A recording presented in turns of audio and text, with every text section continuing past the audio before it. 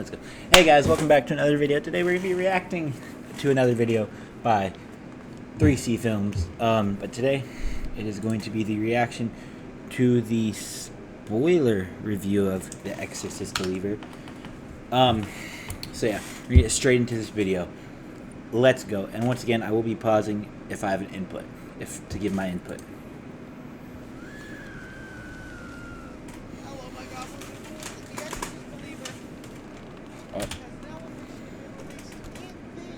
Woo! Yes. An interesting situation because it looks like this is one of those films where both critics and audiences are not really loving it. And as someone who came out pretty much in the middle, I definitely wanted to get off my chest what I thought really worked in this movie and where it had so much potential. Once again, spoiler warning for this, if you can't tell by the title.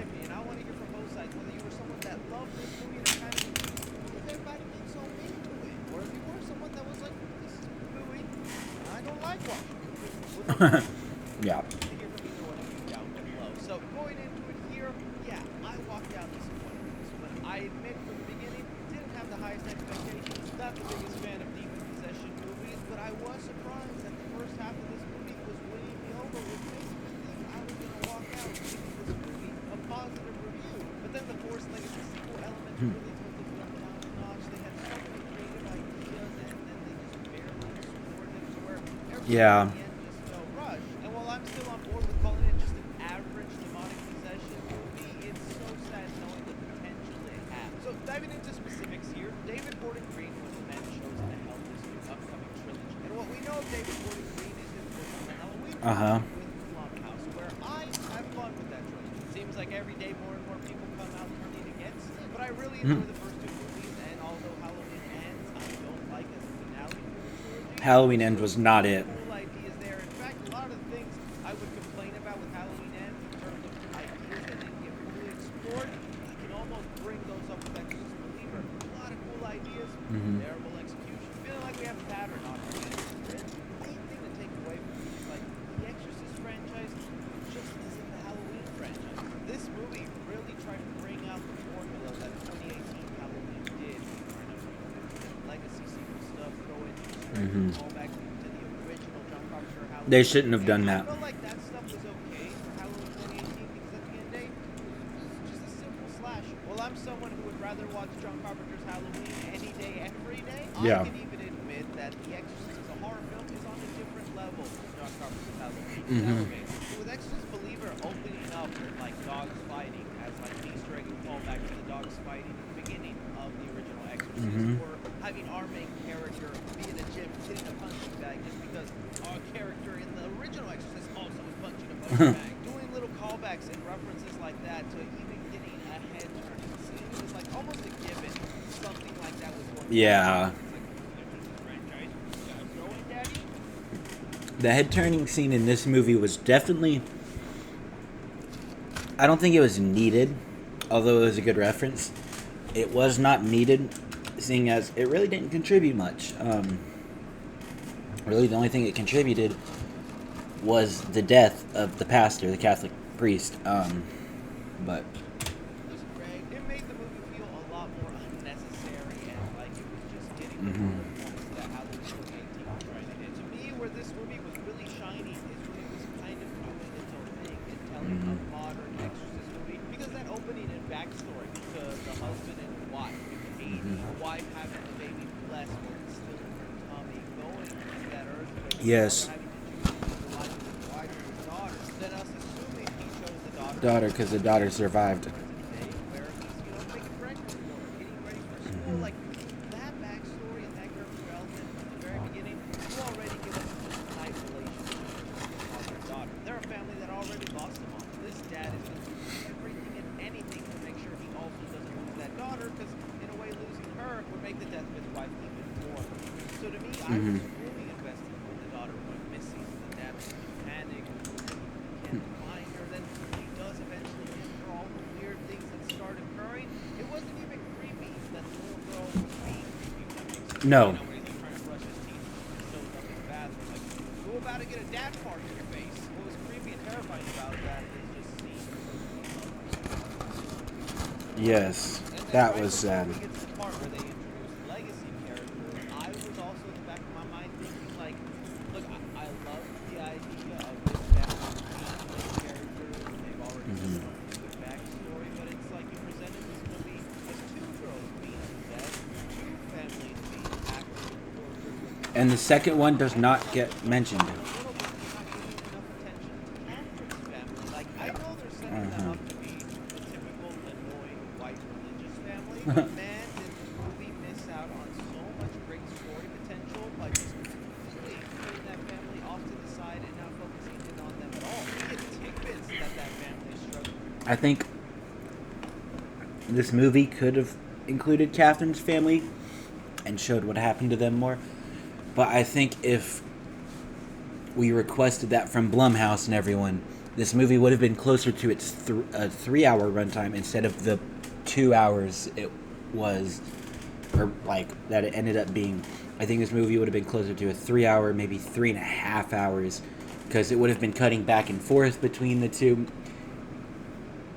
And if it showed Catherine's family more, they would have had to show Angela's family more. So this movie would have increased its runtime by a lot if you showed Catherine's family. I do wish we got to see a little bit more of Catherine's family, though. But I think the movie's runtime would have increased drastically if we saw her family, as much as people are requesting. I mean, if they come through quicker than our main character that maybe is demonic possession, as crazy as it sounds, we get to the scene where like they're going to the family's house and it's all in chaos, furniture everywhere, walls are scratched up, something went down. I'm like, man, why didn't we get to see this?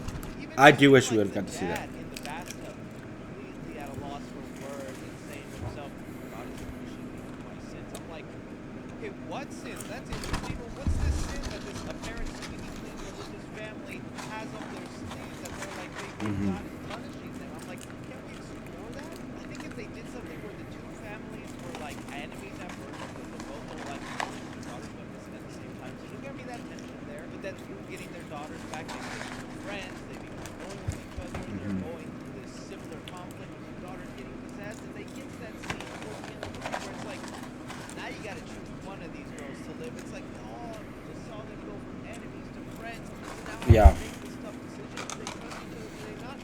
All that tension was completely lost at the end because there was no build-up of this There wasn't. family. The movie made it blatantly obvious which daughter would most likely be. Catherine barely has a personality. We didn't even enjoy one of the best lines from the trailer that actually got me excited. That line was crazy, So I thought that was a missed but it was not said. Then we get to bringing in Ellen Burstyn, the mom from the Okay. original Exorcist Believer. Now, behind the scenes, it took a lot for Papa Mutt to convince her to be part of the movie. Apparently, they were throwing so much money at her, and she was just refusing all of it. She's like, I don't want to be part of this. And then eventually, through an agreement of Blumhouse opening a scholarship foundation in her name, is when she finally decided to be part of the movie. So, Okay. already there, she doesn't want to be part of this movie. Yeah. And I feel like you could tell woman was only on set like 2 or 3 days and all her scenes were finished. It was insane. Her movie was so fast. I think it's because the scenes between the father and this character, they don't feel like real people talking. No. It feels like corporate gibberish to catch up the fans of The Exorcist of what's been going on all these years. I've been studying different religions. I've been an expert on exorcism. I wrote a book. My daughter hates me, doesn't talk to me. I don't even know where she is. It didn't feel like real dialogue and characters interacting in those times. It felt like obvious nuggets of setup and information that is going to be vital for like the next 2 movies. And to hammer again to my point, the Exorcist franchise is not Halloween as No. as the character of Reagan or Chris was in the original Exorcist. The thing about those movies, you don't picture them like a Laurie Strode. You don't picture them like a Nancy Thompson. No. Them returning is so vital to the importance of the franchise. It's the same way I felt when they had Sally from the original Texas Chainsaw Massacre come back. Like, yeah, she was the final girl in the first movie, but Yeah. she's not integral and important to the franchise. So when we get to like Ellen Burstyn's third scene of the movie and is coming down, and they stab her eyeballs. I'm like, this isn't even like her shock value. But what was yeah, they're like, they stab her eyes out, but then what was the point in having her if she really didn't contribute enough to where her third scene, she's in the film, they just take her out. It doesn't make sense, and there was not a point in having her in the film. It's look what we did to your legacy character. It just felt dumb. It just felt so stupid. I hate it. Like, you really brought back this character and actress just to do that to her? The moment that happened, I was like, yeah, don't really like this movie anymore. It kind of pissed me off more because by the end of the movie, you realize why they went to that extreme to do that to her. It was that she could have such a crucial injury that would warrant Linda Blair, Reagan, to come out of hiding or whatever anger she has See her mom. because she lost her son. She went through something that's big enough to rekindle your love. Yeah. Her girlfriend just had a heart attack that had been maybe stabbed in the shoulder.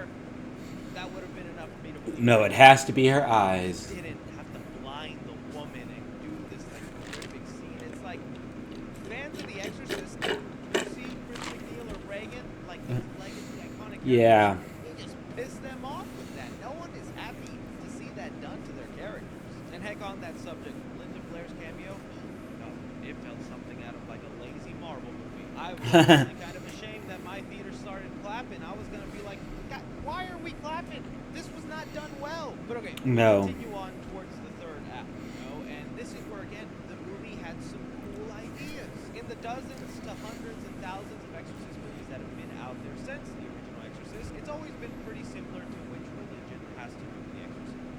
Catholic. Christianity or maybe Catholic. So the idea before It's like always Catholic. different religions share a lot of the same ideas, sometimes the Mhm. same scripture, they just have little tweaks and things that make them differently. And in fact, sometimes these religions being so different from one another means that you have to hate one.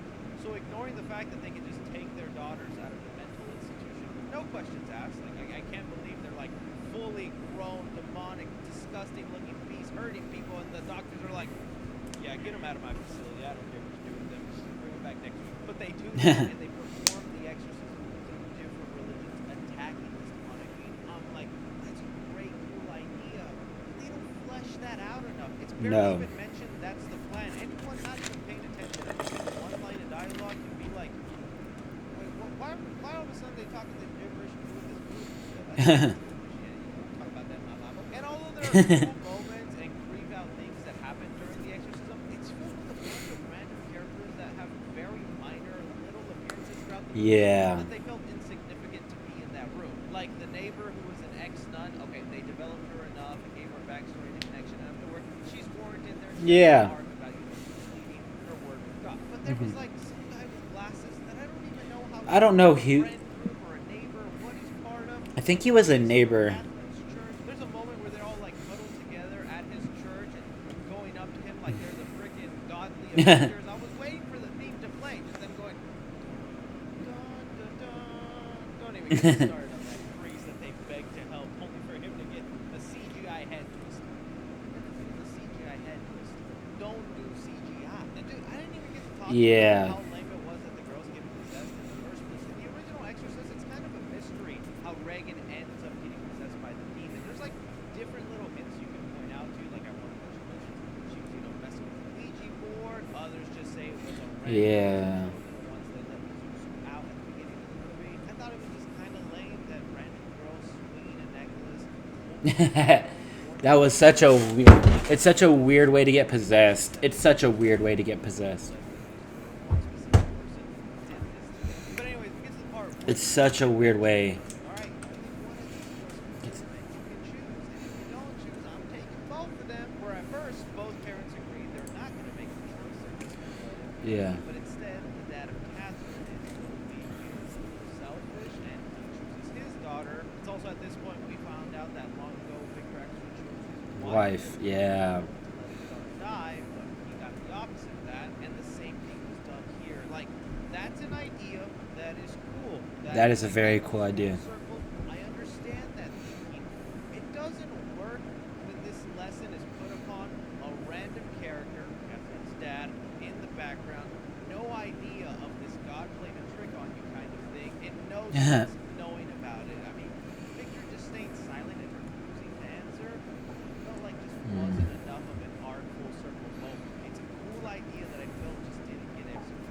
Did it look horrifying and sad whenever Catherine got taken by the demons and dragged to hell?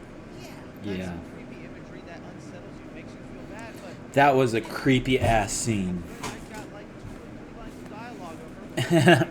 I don't feel that bad for her family because the whole movie you set them up to be bad guys just for being annoying religious people. I know nothing about their sins, their dynamics, their relationships with each other. No. Built up this family. So while it sucks that a little girl is gonna go down to hell, it didn't make me care about it. Just really sad potential, and all of it at the end just feels like an average demonic movie. Now for these next 2 movies, we know the sequel is called Exorcist Deceiver. I have no idea where they can go with this. Obviously, No. they're gonna give Linda Blair Reagan a much bigger role. There was little moments where the demon was carving out the name Reagan, and it knew who Yeah. Chris was. But again, the Exorcist franchise is not the Halloween franchise. No. Set up a trilogy. No, it's not.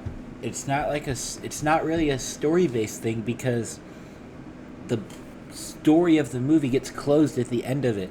Like Halloween, the story of the Halloween franchise never really gets closed because Michael Myers is still alive. He can still go out and do things.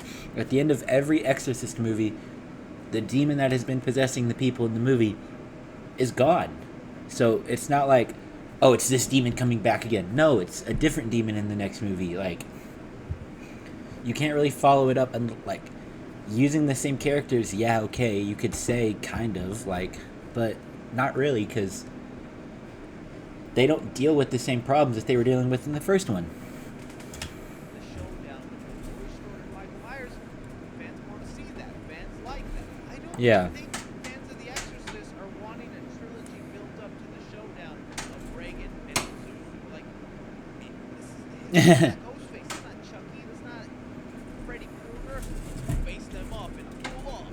It just really seems to be like Blumhouse and his creative team are completely missing like unnerving, scary things The Exorcist had, and are treating it more like a schlocky horror franchise with dumbing down all of that. They're trying to get their money out of it. That's just my opinion. They're trying to get their money out of it, so. Some of you walked out loving this movie and it was everything you wanted. I'll give the next 2 movies a chance, whatever they turn out to be, and maybe the next 2 movies, if they turn out good, will maybe make it like it better. But I'm not that excited to see them. I don't even care to theorize what will happen. I'll be happy to read your theories though on what you think will be happening on the sequels. Leave your opinions down below. Don't forget to like, subscribe, follow me on Twitter 3C Films or on TikTok at 3C Films. But as always, I'm Chris. Okay. Oh, wrong one. I don't. He very much summarized what people are saying, and about the fact that you really can't make a